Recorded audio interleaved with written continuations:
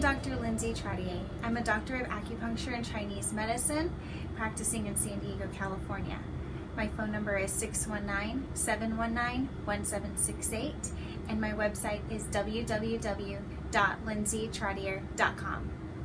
Today I'd like to talk about how acupuncture can help with our emotions. In particular, this video will be about how acupuncture can help with grief. Grief is a normal emotion that we all experience. I've had a few patients over the past few months come in after the loss of a loved one, and it is very normal to see them in a time of grieving. But in our body, our emotions can have healthy representation and unhealthy representation. And because acupuncture is part of a holistic medicinal modality, it can treat the mind, body, and spirit, and we view the mind, body, and spirit all connected. So sometimes in the grieving period, we can start to see effects on the body. For some people, it might be tending toward depression. It can be nightmares. It can be withdrawal from our community, from society, from other loved ones. For some people, the grief will affect the body in a physical way. So in Chinese medicine, we have emotions tied to organ systems. And the organ systems sometimes have the same name of what we would understand in Western medicine or biomedicine. But they are slightly different. There are nuances that are different. There is some overlap.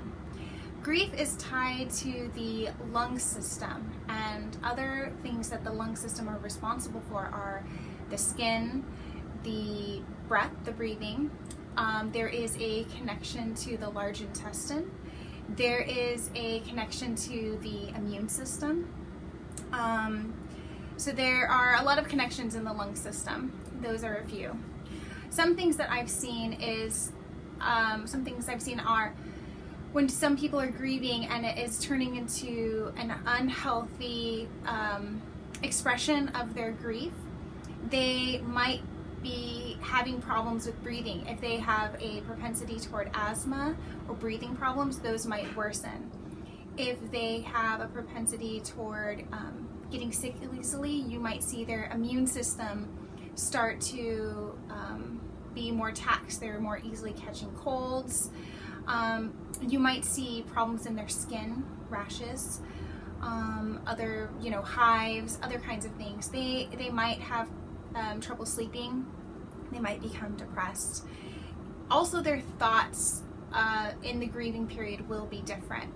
So, for example, I had a patient come in. It had been a few weeks and her husband had unexpectedly passed away. And she had been coming in for a pain symptom during this time. And she said, I'm having a lot of trouble sleeping. I'm having a lot of trouble connecting with my family. And I'm just so sad. I just can't focus on anything but how sad I am. And I said, okay, it's very normal to obviously miss your husband and be sad about the change that you were not expecting. But let's have a healthy expression of your grief. And so we did some work, and she came in a few weeks later and she said, the treatments made such a difference. I'm still sad that I've lost my husband, but instead of feeling depressed or withdrawn or focusing on how bad things were, I could grieve in a way that I remember my husband. I'm grateful for having him in my life, and I'm focusing on happy memories. I'm still sad, I'm still crying, but now I'm spending more time with my children, and I'm able to get all these things done that needed to be done after his passing. So nothing changed. She didn't just stop grieving.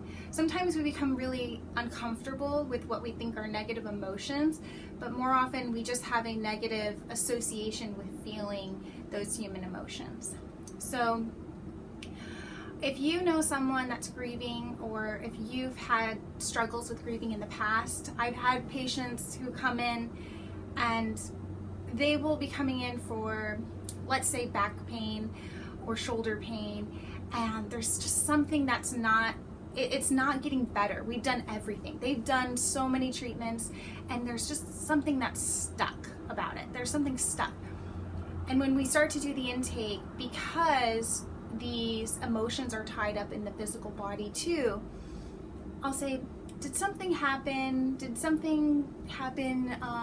let's say if it's grief related, then it could show up on the lung meridian. It can show up in certain symptoms that are happening, and they'll say, you know what, this happened to me 10, 15, 20 years ago. Someone passed away, something changed, and I didn't cry. I never cried over it. I didn't properly grieve. And I say, okay, so that's probably what's going on. You don't have a healthy expression of your emotions, and therefore you're not having a healthy flow of chi through that meridian or organ system. So we need to tap into that. We need to work on that. And the acupuncture can really help get them there in a healthy way, not in a, all of a sudden they're bawling on the table, but it's just being more mindful of the body, the mind, the spirit, and their connections. And you will see changes in yourself and how you're feeling overall. Okay, so if you have any more questions, you can reach me at 619-719-1768. You can visit my website, lindsaytrottier.com. I will make some more videos soon about other emotions and how they tie into the body, mind, and spirit.